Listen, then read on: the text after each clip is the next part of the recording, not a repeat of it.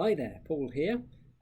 Thank you for watching another of my Powerapps videos. Apologies there haven't been any videos recently. I've been in the process of relocating with my family to beautiful Christchurch, New Zealand, which you can probably see a little bit of just over my shoulder in the background there. Things have settled down a little bit now, so I now have a little bit more time to start trying to put these tutorial videos back together again. And I thought for my first of the new videos I would have a look at cognitive services. So you may have heard of this. This is all the very clever machine learning AI stuff which is now available as services from Microsoft and others, but I'm going to stick within the Microsoft world for working with these things at the moment. And so these are services which allow you to do some very clever things like translate text into other languages, to analyze the content of an image. You'll be watching this on YouTube. If you click down the bottom of the screen there'll be a button for closed captions, for subtitles, and you'll be able to read a transcription, subtitles of what I'm saying. Now, no one has been in and physically entered those. I haven't typed those. That's all been done by machine learning. So these are the sort of clever things that machine learning can do. What I'm going to do is I'm going to concentrate on the vision stuff, so all the stuff to do with images, just because I think that's kind of interesting and exciting by way of demonstration. So what I'm going to do now is I'm actually going to show you some things that I have been putting together to give you an idea of what we can do. So this video is just an introduction to the topic to show you what can be done, and then what I'll be doing is I'll be doing a series of videos that go through the techniques that I've used to create the things which are in the demo I'm about to show you. So here's the demo. I've got a number of different ways of using the vision services here. So as I say, I'm going to show you these, and then I'll do one video on each of them. So it's going to take me a few days to get the videos together, so please be patient. But I'm doing the demo now so I can show that I've got all this stuff working, get you interested, whet your appetite, and then I'll be following up with the videos of how to do this shortly. Probably just worth saying as well that the order that I'm going to show these to you in is also the order in which I am going to do the in-depth videos, and that's because these go from the simplest examples through to the more complex in terms of the techniques that you need to know, or other services that you have to start to incorporate, like Microsoft Flow or Azure Blob Storage. But as I say, in the detailed ones, I'll go through all of that with you so that you've got a complete solution. The little one at the bottom here, I will talk about just at the end. This is just something kind of interesting to show you that I found in SharePoint when I was playing around with this stuff. Okay, so let's start then with getting an image and having that image be described for us by cognitive services. So we're using the add picture control in this particular example. So I'm going to hit the add picture control. I'm going to click on, in the first case, a very simple a very simple image. We'll move on to more complex ones in a moment. So I've selected the image, and now we can see some activity from the activity indicator at the top of the screen. That was the image being sent to cognitive services. So the way this works is that we send the image that we've taken up to cognitive services. Cognitive services analyzes it, and then it sends back some information about it. So the information it sent back two things. It has sent back a caption for the image. It says it's a close-up of text on a white background. And then down the bottom here, these are things that it found in the image. So these are words or terms that describe what it has found in the image, either objects or activities. So that's the first one. Let's give it another picture to work from. Sorry, I want to go to change picture. So let's pop this one in now. I'll tell you why in a moment. We've got all these pictures of celebrities. So off it goes, and wow, it's Sean Bean holding a gun. Well, close, it's Sean Bean holding a sword, but that's not bad going. And then, as I say, down the bottom here, we've got a series of words or terms which describe what's going on in the picture. So it's a person, it's a man, he's outdoors, he's holding something, he's standing, he's looking. There's a lot of white in the picture. And as we come down this list, we're going from the things which are most likely to be true, or the things that Cognitive Services is most confident about, so it's very confident this is a person, and as we go down through the list, we'll start towards the end getting to things that are less and less likely to be accurate. So here we are. So I said there's white in the picture, he's wearing something, there's a lot of black in the picture, there's a field, old, I assume that's referring to poor Mr. Bean. He's got plenty of hair, he's walking, he's in a suit, and as we get down towards the bottom we've got large, woman, phone, street. So those are things that don't really describe that picture very well. But as I say, these terms are coming back from most accurate to, or most likely to be accurate to least likely to be accurate as far as Cognitive Services is concerned. Okay, you'll also see that Sean Bean is not a hot dog, so that's a reference to the show Silicon Valley and the episode with the hot dog, not hot dog app. So let's get a picture of a hot dog, and we'll see that once that image has been analysed by Cognitive Services, we can say confidently that this is a hot dog. So again, we've got a caption for the picture, a hand holding a foot-long hot dog. Well, I don't know whether that one is a foot long or not, I can't tell.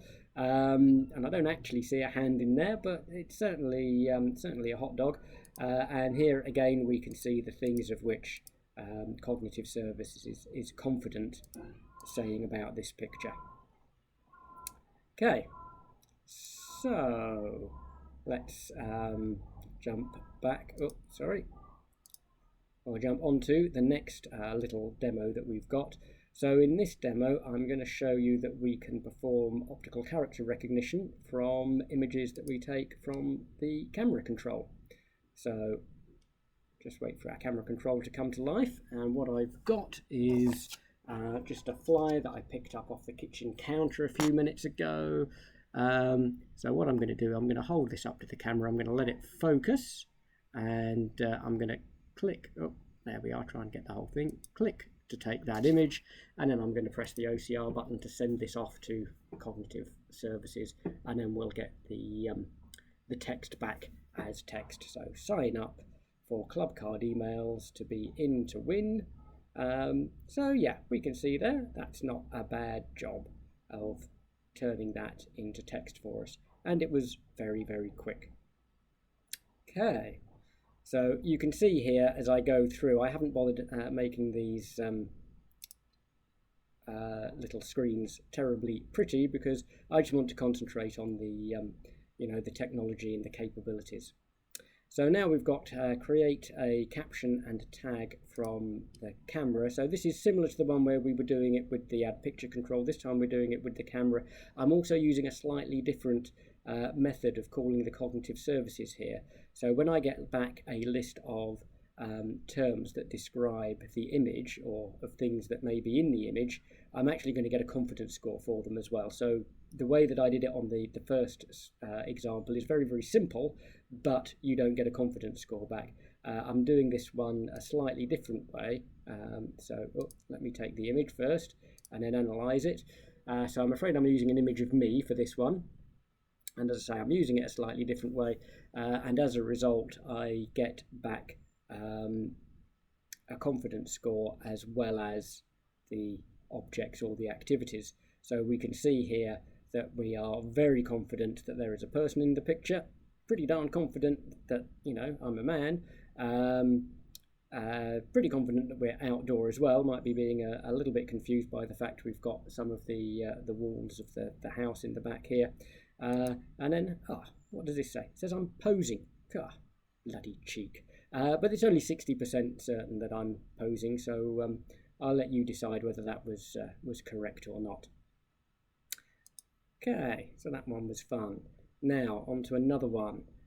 Celebrities. So this one is going to pick celebrities out of an image, and originally I had this hooked up to the camera, but I don't actually have any celebrities to put in front of the camera, so I decided to change it, and what I'm doing now is I've hooked this up to a SharePoint document library in which I have dropped a few images of people. So I've been onto the IMDb website and I've grabbed some images from there. So as I say, this is just a gallery showing me what I've dropped into my document library in SharePoint, and then when I click on these, what we're going to do is we're going to actually analyze that image, search it for celebrities, and not only that, here's the exciting bit, we're going to draw a box around their face. We're going to identify where they are within the picture. So here we can see this is indeed Amelia Clark, and it was very confident of that, and Amelia Clark's face has been identified there. So let's come on to another one. Well, we already know it recognises Sean Bean from this picture, but now we can see it actually drawing the box around his face. Don't worry too much about all these numbers down here. As I say, I haven't tidied these apps up very much. This is just where I was playing around with the maths that I needed to work out where to draw the box in the picture, so it goes around the celebrity face. Okay, got another one here. So I did this one earlier. This is one of the less famous actors from Game of Thrones, so much so that I've actually forgotten his name now. Sorry, Mr. Celebrity from Game of Thrones, but yeah, I don't recognise you, and Microsoft Cognitive Services, from this picture at least, didn't manage to figure out who you are. So it's not infallible, but it's pretty good going. Now, I want to show you this as well. Look what happens when we have multiple people in the photograph. So here we've got multiple famous people. We've got Julian Glover and Isla Blair, and you can see at the moment Julia's face has the box around it, but all I need to do, the way I've set this up, is to click on Isla's name here, and Isla gets the box around her face. There are other ways I could have done this. I could have made it so that multiple boxes appear on the screen, but I just chose to do it this way for the moment. So that's getting celebrities from a gallery. Oh, I haven't tried this one yet. I'm just going to have a little look and see if it guesses who this is. Okay, there we are, Kerry Stan Hilton. So that's the celebrities from a gallery. As I say, I could have done that from a camera control as well. Now, it's probably worth saying at this point, okay, this is a bit of a trivial sort of example, in as much as it probably doesn't have a lot of business relevance to most folk out there. But this is an example of how cognitive services can be trained to recognise certain people or certain objects. So Microsoft has already gone to the trouble of training cognitive services to know who these people are, or know who celebrities are. But what you can do yourself is you can train it, so you can give it a series of images of faces and tell it who that face belongs to, and then if it sees that face in a picture again, it will identify it. And also you can do it with objects as well. So you can imagine a scenario here where you've got a field worker who could take a picture of a particular part that's broken or a particular product or something like that, and then you can check that against your own definitions of what these objects are. So as I say, your field worker could be out there, they could take a picture of a part, and straight away they could get back information about how to fit that part, or what the price is, or what the availability is, without having to know the name of it or type it. Just show it to the camera and get the information straight back to you. So I think that's very powerful, and later on I'm going to be having a look at how to create an app that will let you go and train Microsoft Cognitive Services to recognise particular people in your organisation, or particular products or parts that you work with. Okay, so that was our celebrities, and we're on to face detection now. So this is another one where it's going to have to be me. I'm afraid my wife and kids didn't want to appear on the camera. They were a little bit shy, so you're stuck with me again. So what I'm going to do, I'm going to give you a big smile for this one and take the photo. There we go, and I'm going to hit the analysis button, and that picture is going to go off to cognitive services, and you can see down the bottom here it's going to figure out my gender, correct, my age, yeah, close I'm afraid, and it's giving me a good score for a smile. So the scores are between 0 and 1. I haven't formatted these as percentages. I've got 0.1 of a beard. So I did actually have a shave before I did this video, but maybe there's still a bit of stubble there. Maybe I need to change to a sharper razor. And I'm not wearing glasses. So what I'm going to do this time is I'll take another picture. This time I'm not smiling. There we go. And we'll analyse that one. And here we are, 45. So I look a little bit older if I'm not smiling. And I've got a very, very low score for smile there. Still got a little bit of 5 o'clock shadow, it claims, but I still haven't got my glasses on. So there we are. As I say, I am going to do an individual video on each of these, 1, 2, 3, 4, 5 scenarios, and show you how I built those, so completely from scratch. I'll take you through every step which is involved in putting those together, and as I say, I'm going to do them in the order that they appear on here, but please bear in mind that we're going to build on knowledge from earlier sessions, so things that we learn from the caption and tag from Add Picture, we're going to need to know those and understand those concepts when we get to other of these later on in the list. Okay, our bonus topic now. So OCR from a SharePoint library. Let's jump into that for a moment. Okay, so this is the library that I was showing you earlier. Okay, so this is just a standard SharePoint library. I have not added anything at all to this SharePoint library other than switching on a couple of columns. So if I go into the Edit Current View, all I've done is tick the box for file size and tick a box for this new column that you may not have come across before. This seems to have arrived fairly recently, this Media Service Auto Tags column. And I'll show you what that does in a moment. I also tick the box for Media Service OCR. So that's the only change that I have made to this library. And I'm just hitting OK there to jump back into the library view. Sorry, that's taking a moment. I've not got the fastest internet connection right now. Okay, so here we are. We can see that we've got the Media Service Auto tags. So what happens there is when we drop images into, or files rather, files which are of the type image, into the library, then SharePoint will go off and it will try to analyse what the content is. So you can see here I've got a few that say person indoor, person outdoor. These were the Games of Thrones cast whose pictures that I added in here. But you'll also see some that have got text written against them. Now, what I have found is that if your image, if your file is identified as an image that contains text or predominantly text, then SharePoint will automatically go and perform OCR.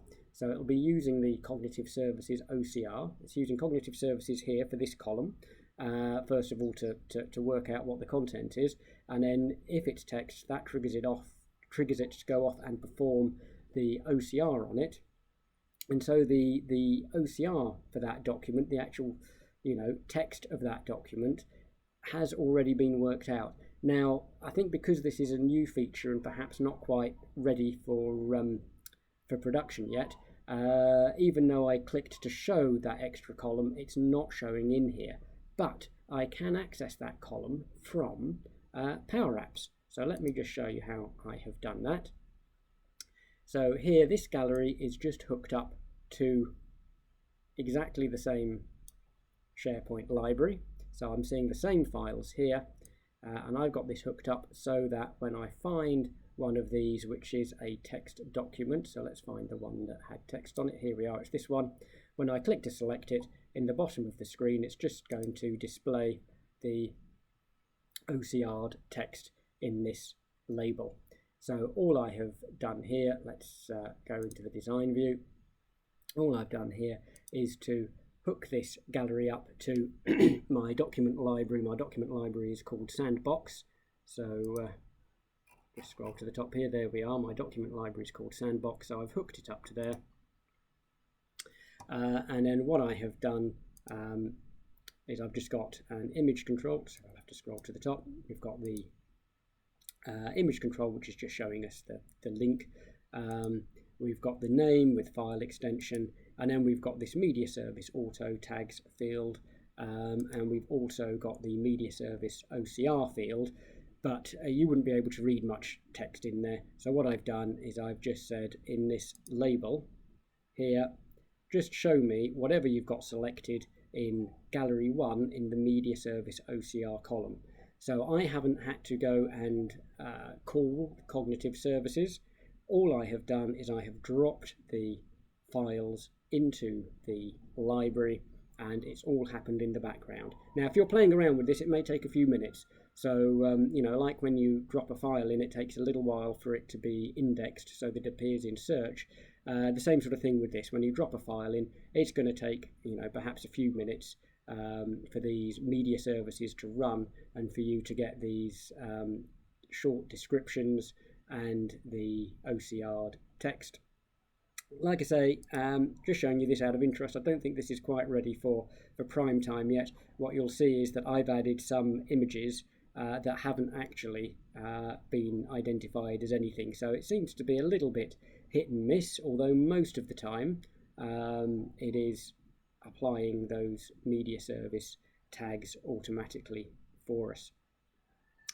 The other little thing that I did, let me just show you that quickly while we're talking about this, is on that gallery for the celebrities. You'll notice that I'm not showing all of the files from my library.